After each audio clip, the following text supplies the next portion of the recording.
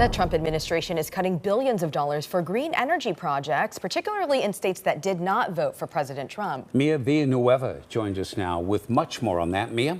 Yeah, Jeff and Liz, this move comes after the White House Director of Budget, Russ Vought, promised on X that the administration would, quote, pull back green new scam funding in 16 states. Now, I want you to take a good look at this map. Take a look at the impacted states there. They include Oregon, Washington, and more than a dozen others. Now, all of those states on your screen there went for former Vice President Kamala Harris in last year's election.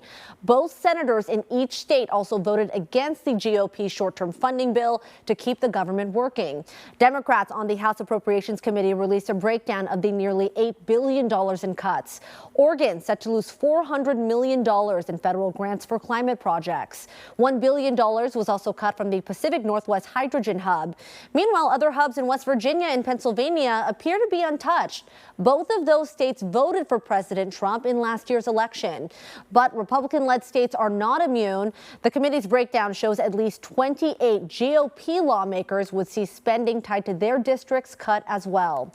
Local lawmakers now reacting to the news. Washington Senator Patty Murray saying, quote, the last thing that anyone is asking for right now is to pay more on their electric bill or their health care.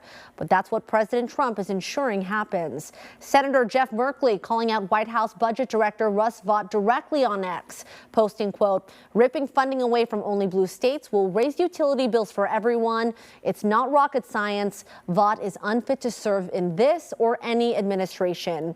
Meanwhile, the shutdown will last until at least Monday, as no votes are planned over the weekend. Of course, we'll have more on those debates in D.C. in just a few minutes, Jeff and Liz. But this is definitely bringing a lot of controversy, a lot of talk online, because if you think of it this way, this could raise the price at the pump for everyone. If you limit alternative fuel resources and you raise the demand on fossil fuels, well, that's just going to make gas prices more expensive for anyone, Democratic or Republican. Yeah, exactly. It's one other thing that we're watching in addition to, as you mentioned, the government shutdown and the far-reaching impacts with all of that. Yep. Mia, thank you.